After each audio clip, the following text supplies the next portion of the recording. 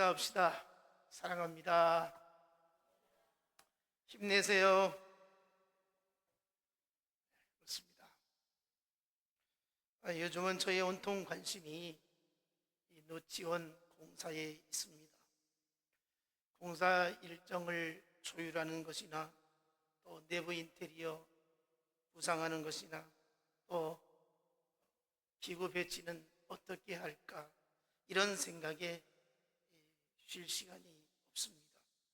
이렇게 할까 저렇게 할까 잠자다가도 생각이 나고요, 기도하다가 보면은 노치원에 대한 생각이 떠오릅니다.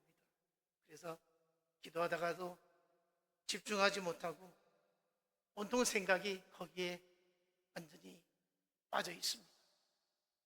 그러니까 정신적으로나 육체적으로 피곤한 하루하루를 지금 지내고 있습니다. 그러나 희망이 있습니다. 초고령 사회를 살면서 교회 구성원들도 고령화되어지는데 한 해 한 해 거듭 지나갈 때마다 참 성도들의 연령대가 많아지는 것을 보면서 노인 주간 보호센터를 통해서 교회의 유익이 되었으면 좋겠다 하는 마음 기대해 봅니다. 노인 주간 보호센터가 잘 되어지면 어른들 섬길 수 있어서 좋고, 또 우선적으로 우리 교인들 일자리를 창출해 줄 수 있어서 좋고, 교회의 재정적인 도움도 되고 여러 가지로 좋을 것 같다는 생각에서 이렇게 시작하려고 준비하고 있습니다. 물론 모든 일이 순조롭게 생각대로 되지 않을 수도 있습니다. 문제가 생길 수도 있고 잡음이 생길 수도 있고, 이로 인해서 또 상처가 될 수도 있고 어려운 일을 겪을 수도 있습니다. 그러나 분명한 것은 일을 시작하게 하신 하나님께서 하나님의 은혜 가운데서 함께 하시리라는 희망을 갖게 되어집니다. 모든 인생살이가 그런 것 아닌가 생각을 합니다. 누구나 무슨 일을 하든지 형통하고 잘 되었으면 하는 기대를 가지고 시작을 합니다. 그러나 하다 보면 어떻습니까? 이런저런 난관에 부딪히게 되죠. 요즘 사는 것이 다 힘들지 않습니까? 우리가 살아가면서 모든 일에 생각한 대로 계획한 대로 다 이루어지면 얼마나 좋겠습니까? 그러나 참 만만치 않은 것이 우리들의 삶이 아닌가 생각을 해봅니다. 우리는 언제든지 한계에 부딪혀서 넘어질 것 같은 생각이 들 때도 있습니다. 여러분, 절대로 넘어지지 않기를 바랍니다. 혹 넘어지더라도 다시 일어서야 합니다. 예수 믿는 사람은 힘이 있습니다. 영적인 힘이 있습니다. 영혼의 힘으로 육신의 모든 어려움도 난관도 이겨나갈 수 있는 우리들이 되어야 한다는 것입니다. 사람이 너무 힘들고 지치면 어떻습니까? 우리 예수 믿는 사람들이 너무 피곤해 지치고 힘든 삶의 현장의 모습 속에서 믿음으로 살려고 힘쓰지만 너무 고통이 찾아오면 기도조차 나오지 않습니다. 그저 하나님 어떻게 하면 좋을까요? 그저 하나님만 찾을 뿐이죠. 바로 이럴 때에 우리를 일으켜 내세우는 것은, 일으켜 붙잡아 주시는 것은 하나님을 향한 간절한 소망일 것입니다. 여러분, 우리가 믿음이 필요합니다. 평상시에는 믿음이 있는지 없는지 잘 모릅니다. 그러나 어려움을 겪었을 때 그때 믿음의 역사를 우리가 일으키느냐 아니면 주저앉느냐 달려있는 것입니다. 여러분, 믿음으로 승리하시길 바랍니다. 이사야 26장 3절에 보면 주께서 심지가 견고한 자를 평강하고 평강하도록 지키시리니 이는 그가 주를 신뢰함이니이다. 심지가 견고한 자는 세상 그 어떤 거센 풍랑이 내 인생에 몰아쳐도 결코 넘어지지 않는다는 것입니다. 믿음으로 이겨낸다는 것입니다. 어떤 병마가 덮칠지라도, 다른 사람에게 이유 없는 상처를 받는다 할지라도, 오해를 받는다 할지라도 믿음으로 이겨나갈 수가 있다는 것입니다. 기분 좋으면 신앙생활 열심히 하고, 기분 나쁘면 신앙생활을 게을리하고, 여러분, 이건 신앙이 아닌 것입니다. 우리는 환경에 따라서 이리 흔들 저리 흔들 이런 요동치는 신앙은 진정한 신앙이 아닐 것입니다. 아무리 어려워도, 아무리 힘이 들어도 우리는 주님을 포기하지 말아야 됩니다. 그렇게 기도했는데, 그렇게 하나님을 찾았는데, 그렇게 하나님을 의지하며 살았는데 더 깊은 수렁에 빠져 들어갈 때에, 더 곤고함이 내게 찾아왔을 때에, 일이 풀리기는커녕 더 복잡해지고 더 어려움에 빠졌을 때에, 여러분, 과연 믿음이 헤쳐나갈 수 있는 힘을 갖게 됩니까? 우리의 신앙이 너무 기복이 심해서는 안 된다는 것입니다.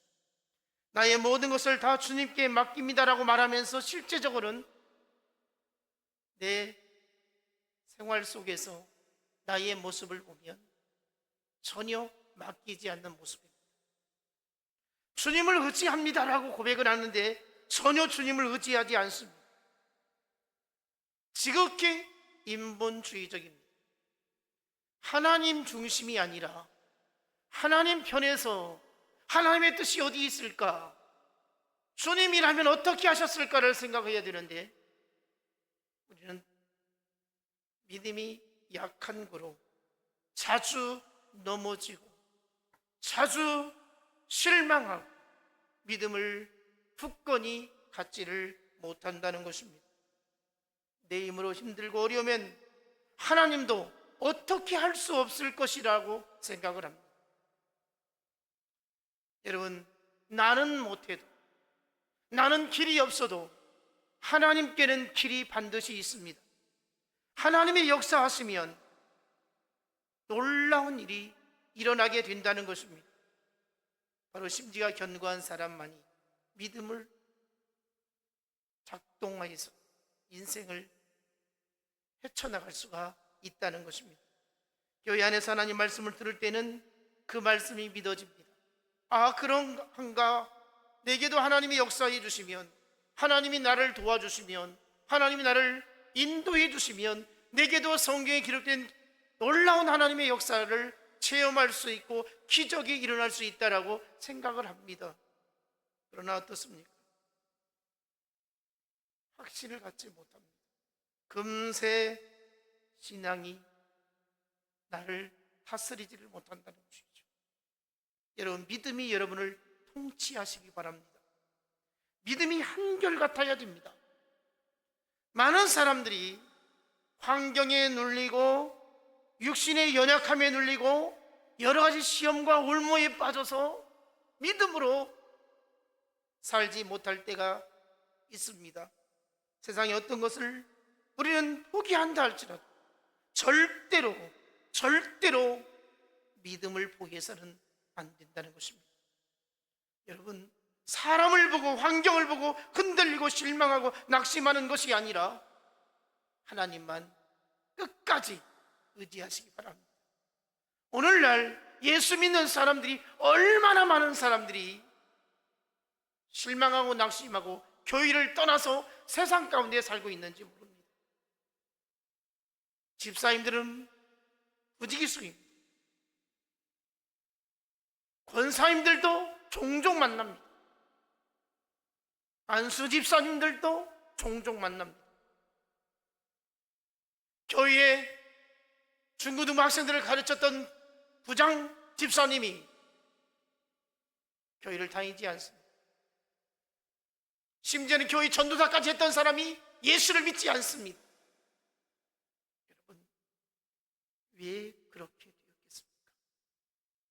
심지가 약한 것입니다. 진심으로 하나님을 만나지 못한 것입니다. 구원의 감격이 형식적이었던 것입니다. 예수 믿는 사람들이 진정으로 예수를 영접하고 예수 안에서 살아야 하는데 그렇지 못하다는 것입니다. 오늘 본문 예레미야 29장은 예레미야 선지자가 바벨론에 끌려간 포로들에게 편지를 보내는 내용입니다. 이스라엘 백성들이 하나님을 알았으면, 깊이 알았으면, 하나님 아버지의 마음을 확실히 알았더라면 저들은 타락하지 아니했을 것입니다.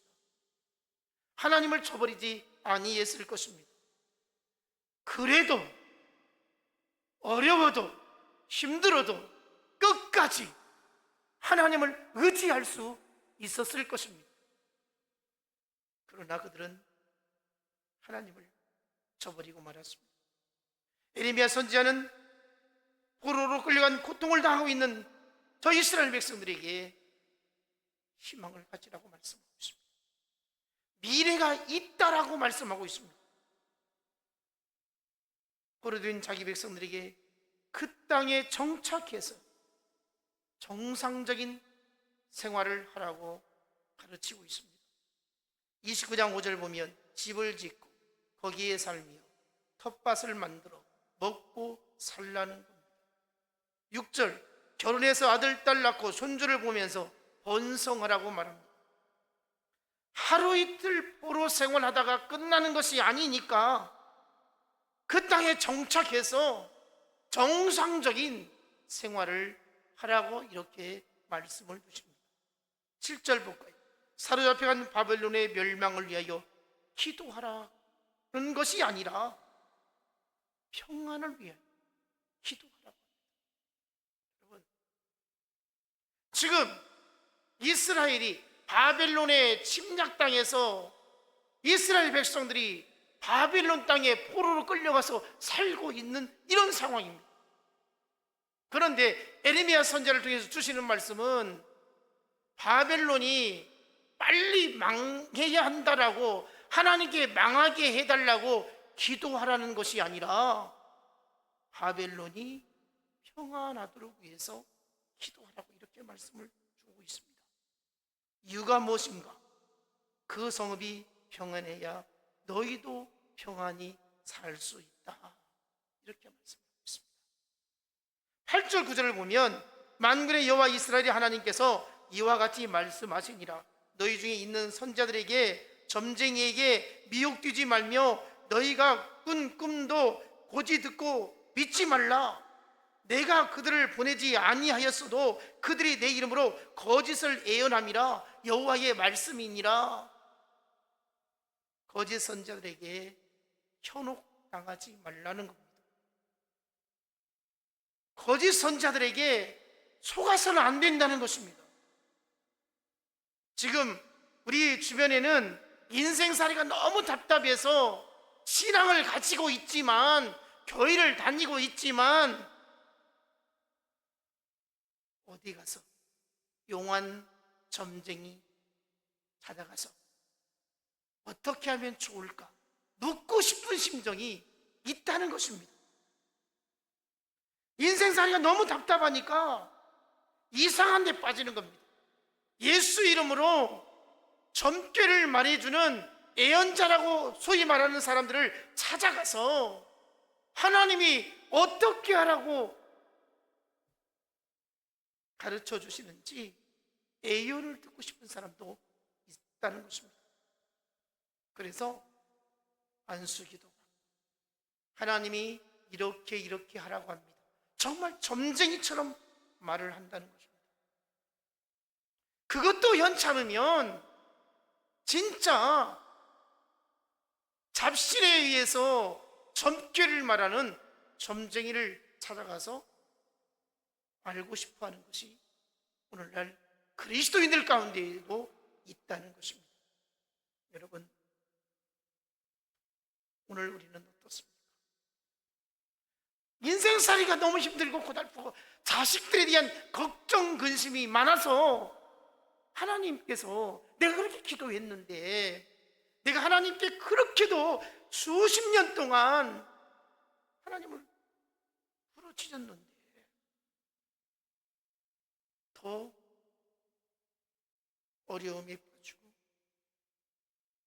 무엇인가 기 보이지 아니할 때 우리는 어떻게 하고 있습니까? 오늘 성경은 우리에게 말씀하십니다.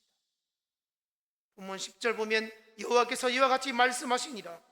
바벨론에서 70년이 차면 내가 너희를 돌보고 나의 선한 말을 너희에게 성취하여 너희를 이곳으로 돌아오게 하리라. 하나님이 말씀하시는 것은 가만히 정착생활 70년 동안 하라는 겁니다.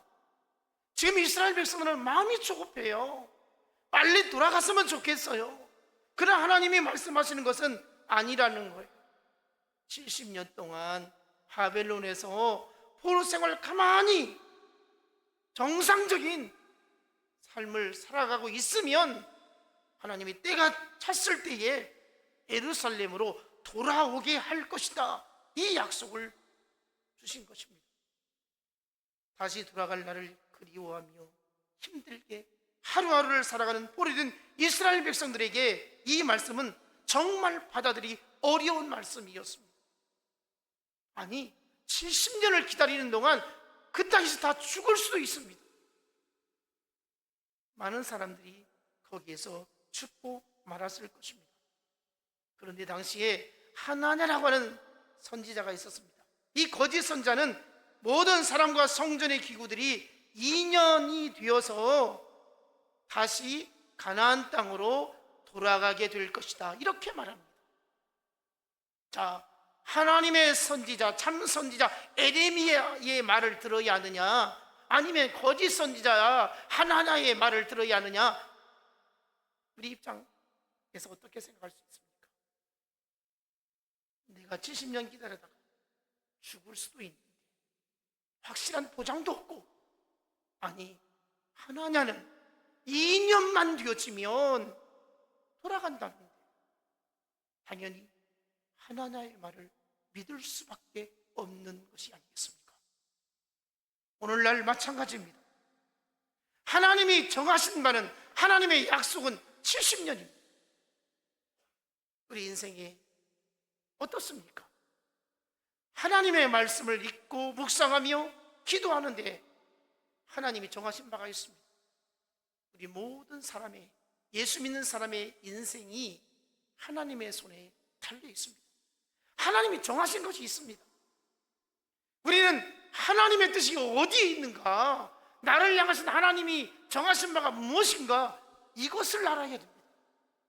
내가 원하고 내가 기뻐하고 내가 찾고 구하고 내 마음을 시원하게 하는 것, 이것이 전부가 아니라 하나님이 원하신 것입니다. 여러분, 깨닫기를 원합니다. 우리의 형편 처지는 각자가 다른 환경입니다. 하나님 우리에게 주신 때가 있습니다. 그 때를 알 수 있는 우리들이 되기를 원합니다.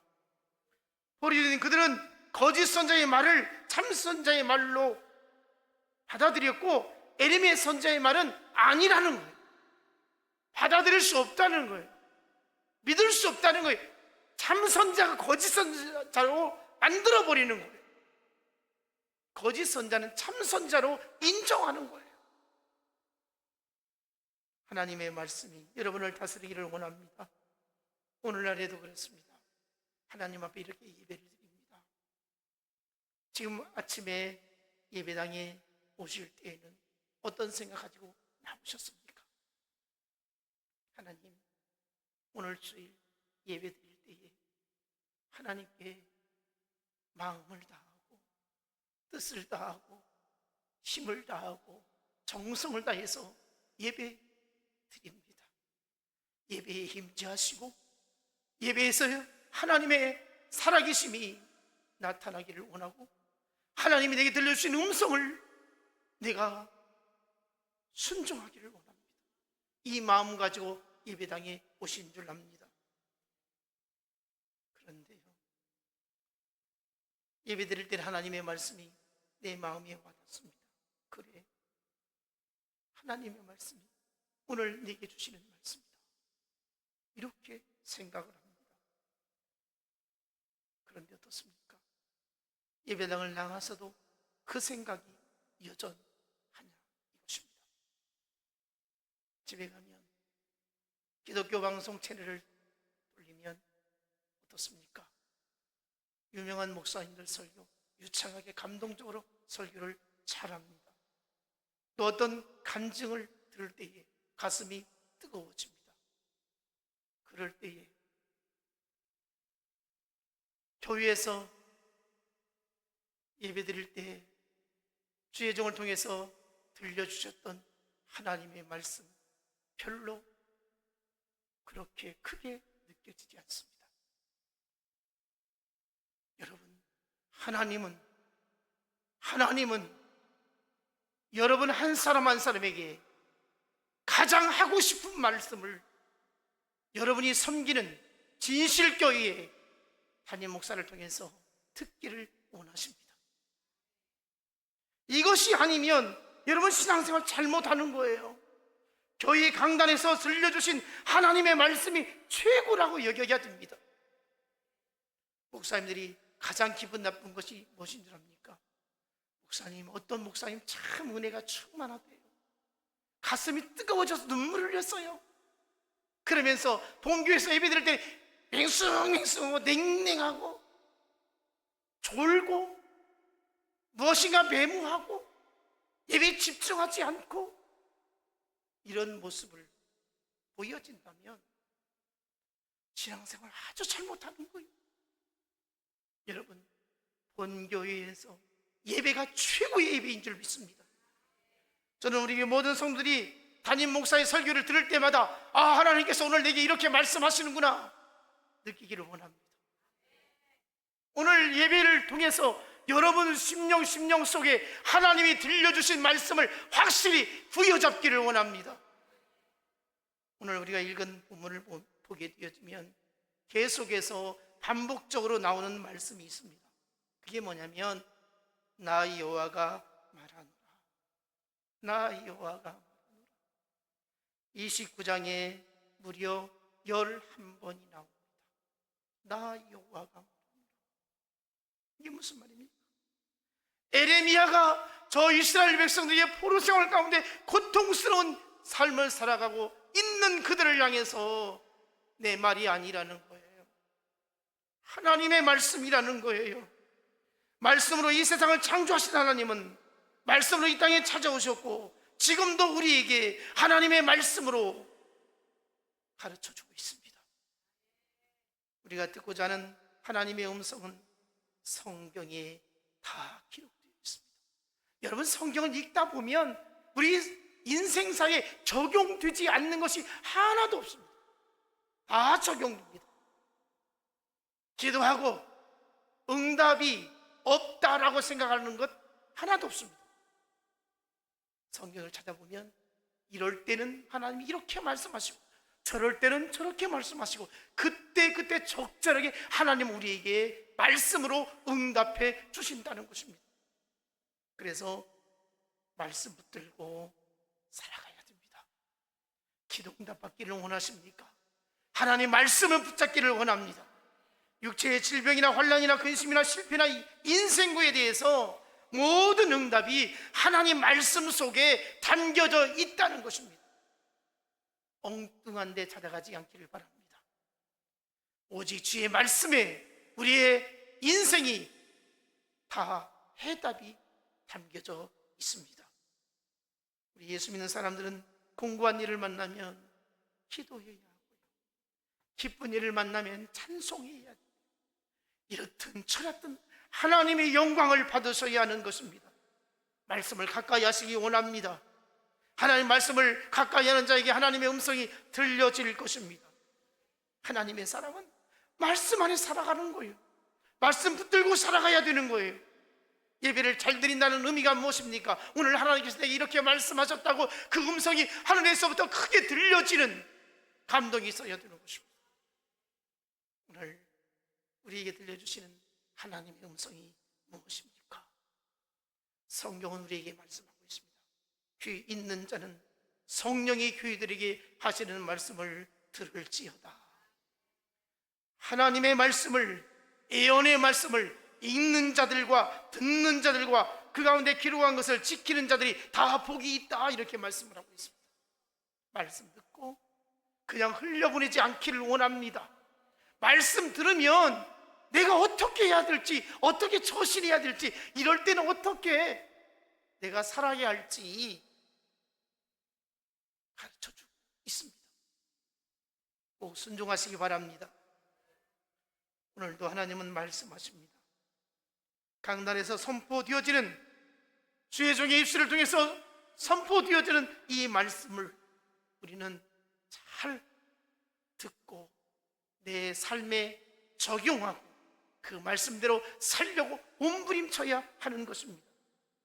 조심스럽기는 하지만 때로는 꿈을 통해서, 환상을 통해서, 또 주변 사람을 통해서, 내가 처해 있는 어떤 환경을 통해서, 또 어려운 형편을 통해서, 또 질병을 통해서 하나님이 내게 들려주시는 신호가 있습니다. 물론 이것이 전부가 되어져서는 안 될 것입니다. 위험에 빠질 수 있습니다. 자칫 내가 하나님의 음성이라고 착각을 할 수도 있습니다. 그러나 확실한 것이 있습니다. 꿈이 되었든 환상이 되었든 다른 사람을 통해서든지 어떤 환난을 통해서든지 하나님의 뜻을, 하나님의 음성을 우리가 깨달을 수 있지만 그것보다도 더 확실한 것은 하나님의 말씀입니다. 변치 않는 계시된 하나님의 말씀인 것이죠. 그래서 우리는 말씀을 들어야 영적으로 힘을 얻을 수 있습니다. 말씀이 허약해졌다면 우리 영적인 건강이 말씀 안에서 벗어나 있는 것입니다. 말씀으로 돌아올 수 있기를 원합니다. 말씀이 충만하면 하나님의 음성을 늘 깨어서 들을 수만 있다면 우리는 세상에서 방황하지 않습니다. 타락하지 않습니다. 주님을 저버리지 않습니다. 아까도 말씀드린 것처럼 교회에 헌신된 일꾼이었던 사람이 말씀에 뿌리가 없으니까, 바람이 부르니까 넘어지는 거예요. 신앙을 저버리게 되어지는 것입니다. 끝까지 하나님의 말씀이 나를 다스리, 나를 주장하고 나와 함께하는 삶을 살 수 있기를 원합니다. 그런데 어떻습니까? 우리가 하나님의 음성을 얼마나 들으려고 노력하고 힘을 쓰고 있느냐는 것입니다. 하나님의 말씀에 별로 관심이 없다는 거죠. 오늘 강단에 선포되는 말씀에 귀에 들리지 않는다면 지금 무엇인가 단절되어 있습니다. 하나님의 말씀이 내게 아무런 영향력을 끼치지 못한다면 우리 영적으로 지금 무엇인가 막혀 있다는 것입니다. 그 증상이 무엇입니까? 지금 내가 영적으로 병들었다, 하나님 말씀이 들어오지 않는다, 이게 무엇입니까? 영적인 병이 들면 가장 먼저 하나님의 말씀에 전혀 감각이 없어집니다. 기도할 마음도 없습니다. 예배 드리는 건 형식적입니다. 헌금도 형식적입니다. 봉사도 형식적입니다. 하나님 앞에 은혜가 감사해서, 구원의 감격 가운데서 나 같은 죄인 살려주신 하나님의 은혜가 크고 놀랍다라고, 내가 내 인생을 통째로 하나님께 드려도 아깝지 않다는 이런 모습이 진정으로 하나님을 사랑하는 사람이, 믿음으로 살아가는 사람이, 말씀에 붙들려서 살아가는 사람일 것입니다. 그래서 신앙생활을 잘하려면 하나님의 생각이 무엇일까? 하나님의 생각이 무엇일까? 여러분, 이스라엘 백성들이 하나님의 생각을 몰랐던 거예요.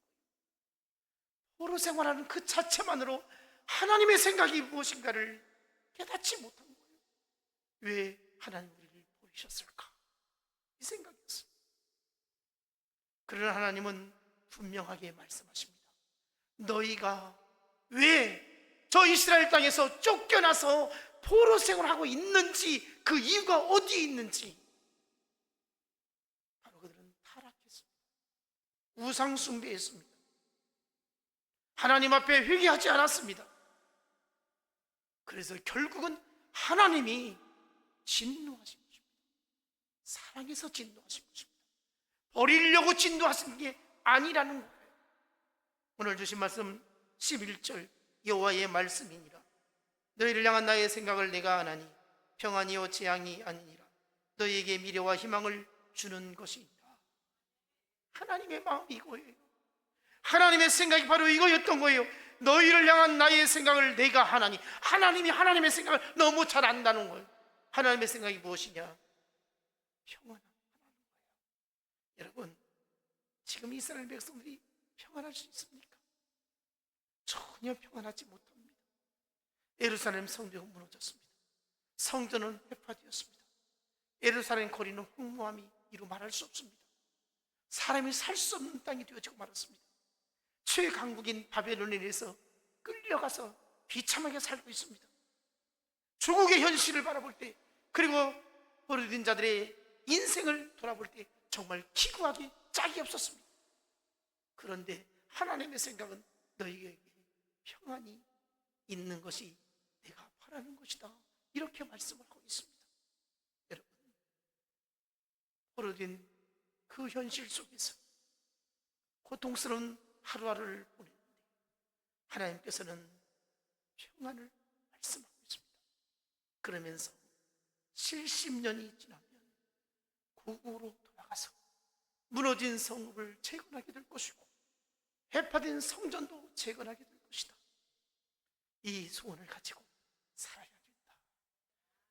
여러분, 사람이요, 내일에 대한 꿈이 있으면 지금 힘들어도 견뎌낼 수 있습니다. 여러분, 인생살이 그렇게 살기 바랍니다. 지금은 힘들어도, 지금은 지쳐도 참 고달픈 우리가 삶을 살고 있지 않습니까? 힘든 하루하루 인생을 살아가지만 무엇인가 꿈이 있습니다. 열심히 일하는 사람의 꿈이 무엇입니까? 많은 수입을 얻어서 무엇인가 이루고 싶은 마음이 있습니다. 희망 아닙니까? 사랑하는 자녀들을 키우면서, 손주들 키우면서 그들을 바라볼 때 희망을 갖지 않습니까? 우리는 지금 고생하며 사는 이유가 무엇입니까?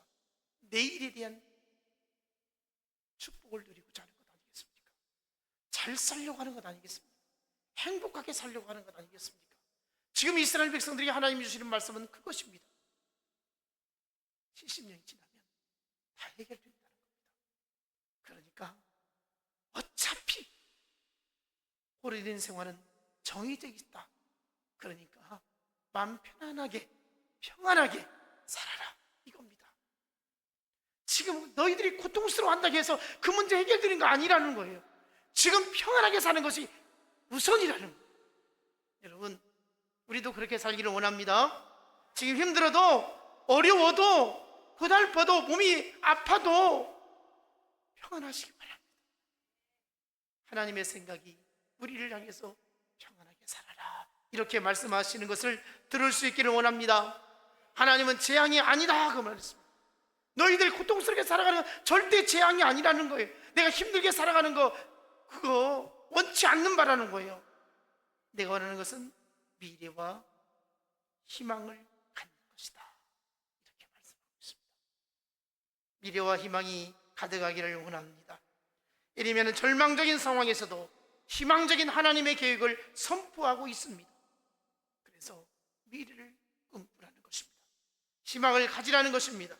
시편 40편 5절에 이런 말씀이 있습니다. 여호와 나의 하나님이여, 주께서 행하신 기적이 많고 우리를 향하신 주의 생각도 많아 누구도 주와 견줄 수 없나이다. 내가 널리 알려 말하고자 하나 너무 많아 그 수를 셀 수도 없나이다. 이게 무슨 말이냐면 우리를 향하신 주의 생각이 어찌나 많은지 수를 헤아릴 수 없다는 거예요. 여러분, 사랑하는 사람에게 많은 생각을 갖게 되는 거예요. 관심 없으면 생각을 않는 거예요. 어떻게 살든지 상관하지 않는 거예요. 여러분 그렇잖아요. 여러분 자식들 사랑하니까 얼마나 많은 생각을 가지고 있습니까? 이렇게 했으면 좋겠다, 저렇게 했으면 좋겠다, 많은 생각 갖고 있지 않습니까? 하나님이 우리를 향해서 셀 수 없는 생각이 많이 있다는 거예요. 얼마나 많은 관심을 가지고 기울이고 있는지 하나님이 말씀하시고 있는 거예요. 아멘. 하나님의 생각이 무궁무진합니다. 분명히 기억하시기 바랍니다. 누가 뭐래도 하나님의 생각은 미래와 희망을 갖게 하는 것이다. 하나님은 우리를 향해서 미래를 꿈꾸라고 말씀하시고 희망을 꿈꾸라고 말씀하시고 내가 너희들의 인생을 책임져 준다고 말씀하고 있다는 사실을 믿으시기 바랍니다. 아직 이루어지지 않았습니다. 현실적으로는 70년이나 기다려야 했습니다. 그럼에도 불구하고 하나님은 희망을 가지라고, 평안하라고, 내가 반드시 너희들의 소원을 이루어 주겠다고 말씀을 하고 있는 것입니다. 이에 반해서 마귀는 아니야, 안돼, 하나님의 말을 들어야 돼, 2년 안에 가야 돼, 안 되는 것을 자꾸만 충동질하는 거예요. 여러분 심령 속에 마귀가 충동하는 소리에 귀를 닫아버리기를 원합니다. 마귀에게 끌려가지 않기 원합니다. 하나님의 영에 이끌려 살기를 원합니다. 그래서 현실적으로는 내 생각은 마귀의 생각이 정말 솔깃합니다. 그 말이 달콤하게 들려줄 수 있습니다. 그러나 하나님의 뜻이 아니라고 하는데, 그래서 너무 고통스러운 거예요. 너무 마음이 불안한 거예요. 우리 교인, 우리 모든 성도들은 절대로 마귀의 생각에 속지 않기를 원합니다. 하나님의 생각에 꼭 붙잡히기를 원합니다. 본문 12절 13절 볼까요? 너희가 내게 부르짖으며 내게 와서 기도하면 내가 내 기도를 들을 것이요 너희가 온 마음으로 나를 구하면 나를 찾을 것이요 나를 만나리라. 바벨론에 포로된 자에게 그들이 향한 하나님의 생각이 무엇이었는가? 바로 부르짖고 기도하면 들어주신다는 거예요. 온 마음으로 나를 구하고 찾으면 만난다는 거예요. 여기 부르짖는다는 말이나 기도한다는 말이나 구한다는 말이나 찾는다는 말이 다 같은 의미입니다. 왜 이렇게 같은 말을 강조하고 있느냐? 하나님이 약속하신 것이 성취될 때까지 포기하지 말고 계속해서 하나님께 기도하라는 거예요. 하나님을 찾으라는 거예요. 하나님을 구하라는 거예요. 하나님을 의지하라는 거예요. 하나님이 도와주신다는 거예요. 하나님이 살려주신다는 거예요. 하나님께서 미래를 열어주신다는 거예요. 하나님이 하신다고 하면 하는 것입니다. 하나님의 약속을 신실하게 지켜주십니다. 14절 볼까요? 나는 너희들을 만날 것이며 너희를 포로된 중에서 다시 돌아오게 한다, 이렇게 말씀을 하고 있습니다. 오늘 우리도 하나님의 약속이 각자마다 주어져 있습니다. 지금 마음의 소원이 있습니다. 꿈이 있습니다. 미래가 있습니다. 자녀들에 대한 기대를 가지고 있습니다. 포기하지 마시고 끝까지 기도할 수 있기를 원합니다. 너희들이 평안해야 된다. 미래를 꿈꿔야 된다. 또 희망을 절대 포기해서는 안 된다. 이것이 내 생각이다. 하나님이 말씀하시는 이 음성을 듣고 우리는 어떤 일이 있어도 평안함을 잃지 말고 절망 가운데서도 고통 가운데서도 희망을 찾을 수 있기를 원합니다. 미래가 활짝 열려지기를 주님의 이름으로 축원합니다. 기도하겠습니다. 하나님 아버지, 미래가 지금은 보이지 않습니다. 희망이 보이지 않습니다. 너무 고통스러운 인생살이가 우리 앞에 펼쳐져 있습니다. 내 힘으로, 내 능력으로 이룰 수 없는 것들이 너무나도 많습니다. 하나님이 하시면 이루어질 수 있습니다. 나는 못하지만 하나님이 역사하시면 반드시 성취될 수 있습니다. 저 이스라엘 백성들이 바벨론 포로 생활 70년이 차기까지 하나님은 분명히 말씀해 주십니다. 평안을 가지라, 미래와 희망을 가지라, 이렇게 말씀을 하고 있습니다. 오늘 주의 음성을 들은 주의 백성들이 이렇게 꿈을 갖게 해주시고 희망을 갖게 해주시고 하나님의 성취하심을 보면서 체험하며 하나님께 영광이 되어지는 복된 인생을 살게 하여 주옵소서. 축복하심을 믿사옵고 예수님 이름으로 기도하옵나이다. 아멘.